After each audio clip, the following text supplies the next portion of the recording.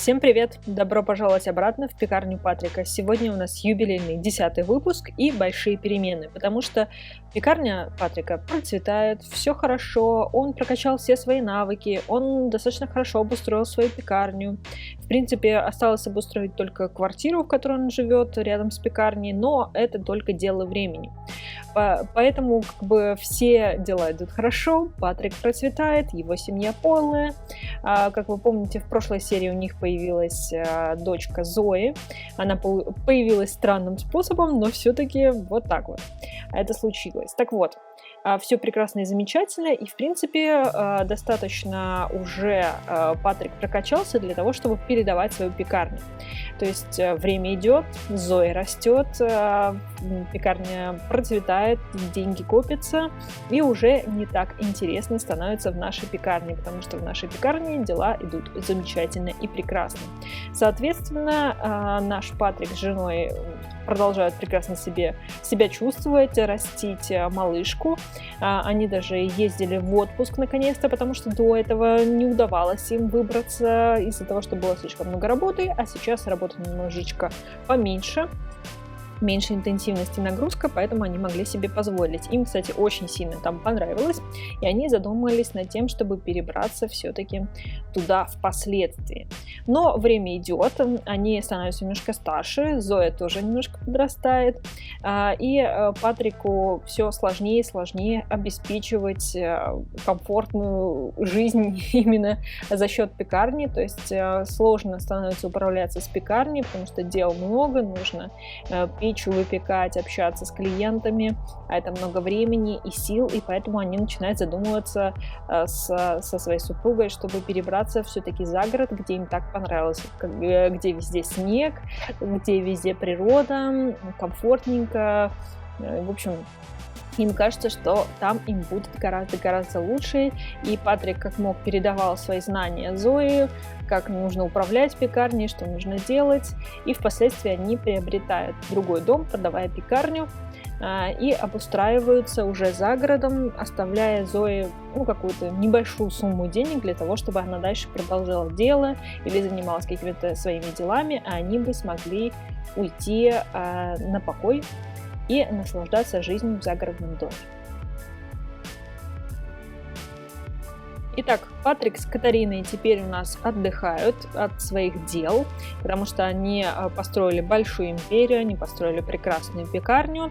Теперь дело за Зоей, которая решила все-таки перенять в наследство пекарню и продолжить это дело. Но за счет того, что Патрик продал свою пекарню, она решила все начинать с самого начала, тем более так будет честнее, потому что Патрик начинал с самых-самых низов, он добивался всего сам, и Зоя решила, что она тоже всего добьется сама. За счет того, что родители ей все-таки выделили какую-то сумму, она приобрела два таких полузаброшенных здания на все, на что у нее хватило средств, с мыслью о том, что она просто их приведет в порядок, немножко переоборудует, отремонтирует, и будет у нее и дом, и пекарня, так же, как у ее отца, что он жил прямо рядом с пекарней, где и работал. Поэтому у нас вот такая вот два таких таунхауса я построила для этих всех целей, которые будут одна пекарня, другая жилым домом. Но для того, чтобы нам с вами было интереснее проходить этот челлендж, потому что снова начинать просто пекарню — это скучно. Да, это интересно, но это все равно скучно. Второй раз это все проходить. Я решила, что продолжение пекарни, она у нас будет пекарня наследства. И это будет совмещение с челленджем «Дом в наследство» или «Дом в...» наследство. Я не помню, как еще называется этот челлендж, когда подросток обычно переезжает в дом, который весь такой разваленный, весь такой закрытый, и для того, чтобы открывать комнату и делать какой-то ремонт, нужно достигнуть определенного количества навыков, потом сделать определенные действия для того, чтобы можно было отремонтировать следующую комнату. То есть, когда мы заезжать сейчас будем с Зоей на этот участок, дом будет полностью закрыт, которая жилая часть нашего таунхауса. И Получается, у нас будет и пекарня, развитие пекарни, и дом в наследство, поэтому вначале наша Зои будет жить на улице. У нас будет открыта только пекарня, и мы только туда сможем заходить. Конечно же, какой-то классической версии дома в наследство у нас не получится уже, потому что у нас уже будут туалет и раковина, что не предполагает в классическом доме наследства. Но все-таки какие-то признаки того, что это все-таки этот челлендж будут. Так же, как и первая пекарня у нас будут не по правилам, и это тоже будет, в общем, не совсем по правилам. Но, мне кажется, будет очень даже интересно. Общими правилами именно дома в наследство является то, что вы выбираете любой участок в любом мире, главное не квартиру. Участок должен быть обязательно с плохими свойствами, что я тоже сделала. Я прям такие очень плохие свойства моему участку присвоила, потом мы их, конечно же, уберем. Должны быть вначале заблокированы все двери, и, в принципе, построен такой страшненький домик, весь такой замученный, потрескавшийся и так далее. В нем должны быть закрыты все окна, двери. И для того, чтобы открывать каждую дверь, каждую комнату, нужно покупать разрешение, плюс нужно прокачивать определенное количество навыков. На самом деле, пока вы разблокируете все двери, ваш сим будет максимально прокачанный, потому что там все нужно прокачивать, практически все навыки.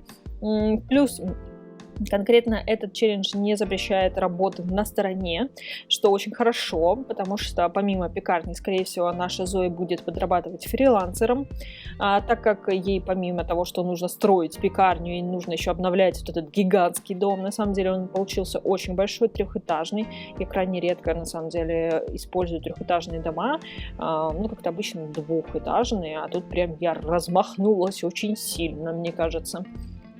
Там в этом доме предполагается вначале такая кухня-гостиная, сверху еще одна гостиная библиотека, большая спальня. И на третьем этаже детская и кабинет. И 2 ванны всего, кстати, предполагается, что, кстати, не очень много для такого дома. Так вот, для того, чтобы открыть основную дверь парадную, нужно прокачать механику до 6 уровня. Для того, чтобы отремонтировать и украсить помещение, механика 10, рисование 10. Ну, в общем, там для каждого помещения есть свои параметры. Что нам нужно сделать? То есть, в целом, все разрешения, они по-разному, то есть 5000 миллионов за открытие основной двери, но разрешение на ремонт кухни стоит 8000, потом нужно пригласить 2 друзей на домашнюю еду после ремонта. То есть тут надо мало того, что платить за разрешение, нужно прокачивать навык определенный, иногда 2 навыка, и плюс нужно выполнять какое-то еще действие после того, как вы отремонтировали там спальню, ванную, неважно. Вот. Но не забываем, что у нас это все-таки пекарня, поэтому пекарню мы тоже будем развивать. Я немножечко наделю Зои нашу навыками пекаря, потому что, скорее всего, она же у нас все-таки дочка пекаря. Я думаю, какие-то навыки у нее все-таки уже есть, не нужно начинать с нуля. Так как мы все-таки продолжаем челлендж, я думаю, это будет честно. Тем более, что у нас такие челленджи, у меня такие челленджи, что все вообще не по правилам. Я сама прописываю все правила. Я вот такой вот страшный человек, который наплевал на все и делает то, что он хочет. Так вот, у нас будет все-таки развиваться пекарня. Я впоследствии заблокирую второй этаж в нашей пекарне. И, в принципе, она будет сначала такая очень неприглядненькая. И, скорее всего, просто для того, чтобы отремонтировать, например, нашу пекарню, потребуется прокачать навык выпекания где-нибудь до 6 уровня или до 7 даже уровня.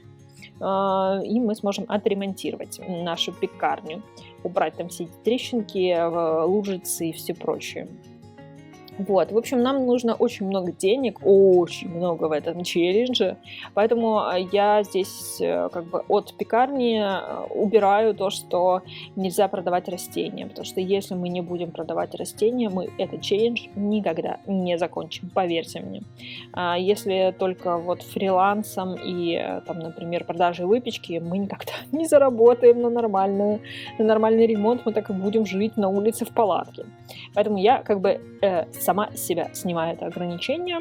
У нас даже есть уже гигантская теплица для этого дела. Там я даже потом накидаю немножечко растений. То есть такой хороший на самом деле у нас старт.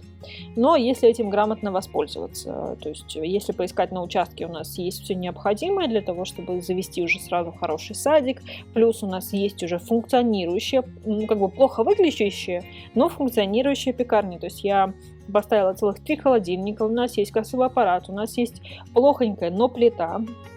У нас все есть как бы для того, чтобы процветать в пекарне, зарабатывать там деньги. Плюс у Зои все-таки будет несколько каких-то, в смысле, несколько уровней навыка пекарни, выпекания, точнее. Я думаю, она уже сможет достаточно хорошо это делать, и мы сможем, кстати, тоже уже без ограничений, думаю, поставить сразу 50% накрутки. Не будем церемониться, 5-15, это не про нас. Нам нужно зарабатывать много денег и очень быстро, потому что, конечно, все это выглядит очень печально. Я потом так из отладок наляпала там много всяких трещин и всего прочего. С большим удовольствием люблю я такие локации, где вот все заброшенное, все страшненькое такое, где цивилизация ушла давным-давно и вообще все забыли о том, как это все выглядит. В общем, я получила удовольствие, пока я строила этот участок, хотя я несколько раз его, если честно, перестраивала, потому что сначала я хотела классическую такую пекарню, вот как у нас примерно была, но что-то как-то у меня не клеилось, а потом увидела картинку с этими таунхаусами и поняла, что, можно же так сделать. Тем более я специально переместилась, это у нас Сан-Мишуно, я специально переместилась в город, чтобы было такое городское кафе. То есть городская пекарня, кафе. Мне хотелось ощутить именно вот этот дух города. И начала я, почему-то обычную пекарню, потом вспомнила, что нет, я хотела что-то другое, поэтому у нас вот такой вот городской лофт-кафе, что-то такое. Мы потом его сделали таким ультрасовременным, со стеклянными столиками, наверное. Вот какой-то такой. Не знаю, как оно вообще пойдет, потому что сначала оно, конечно, выглядит убогенько, потом посмотрим, как оно все у нас образуется. Я пока вообще не представляю, как это все будет в конце выглядеть. Я думаю, интересно будет за этим наблюдать, потому что я все предоставляю воле случая, как получится, как пойдет, что нам захочется. Может быть, у вас будут какие-то интересные идеи, как это все развивать, как это все дополнять. То здесь уже такая полная воля фантазии, потому что 2 челленджа вместе делаем, что хотим на самом деле. Нарушаем правила и того, и другого челленджа, но мне кажется, это даже интереснее все происходит, чем один челлендж. Хотя вот дом в наследство мне очень нравится как челлендж, но мне кажется, вот когда он с пекарней, это даже интереснее получается, потому что целых 2 дома нужно отремонтировать. Я не знаю, что насчет отношений с нашей Зоей, то есть там есть в условиях, что до определенного момента нельзя заводить даже друзей, то есть чтобы можно было их пригласить, до какого-то момента нельзя. В общем, не знаю, посмотрим, как это все будет происходить. Если ей кто-то понравится, то мы будем развивать отношения, но специально заводить отношения я не хочу. Вот, я уже наконец-то дошла, кстати, до палатки, до заднего двора. Я вспомнила, что я забыла поставить. Я хотела поставить большую, такую страшненькую мусорку. Есть, кстати, челлендж, я недавно читала его, где предполагается вообще, пустой участок и только мусорный контейнер. И, этот персонаж должен все добывать только из мусорного контейнера. То есть только вот тем, что он найдет, то и продавать, менять, ремонтировать и пользоваться, собственно говоря, этим. Я думаю, что тоже можно добавить. Тем более у пекарни обязательно должна быть какая-нибудь мусорка, в любом случае. Поэтому давайте, наверное, добавим, чтобы еще было интереснее. То есть, когда у нас нет денег, можно покопаться в мусорке. Но учитывая масштабы нашего дома, нашей пекарни, любые деньги нам очень сильно пригодятся. Тем более, что там в этих мусорках очень часто попадаются плиты газовые. А нам очень нужна хорошая плита, потому что я поставила самую ужасную, отвратительную, и вряд ли мы сможем на ней приготовить даже с самыми лучшими навыками хорошую выпечку, поэтому нам очень быстро нужна хорошая плита, она стоит очень дорого, я думаю, из мусорки-то мы сможем ее выудить.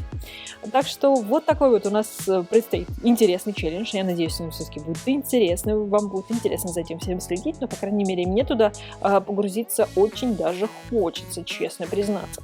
Но я вот откладываю немножечко этот момент, чтобы мне было интересно, потому что, в принципе, в пекарню Патрика предыдущей серии мне уже немножко стало скучновато.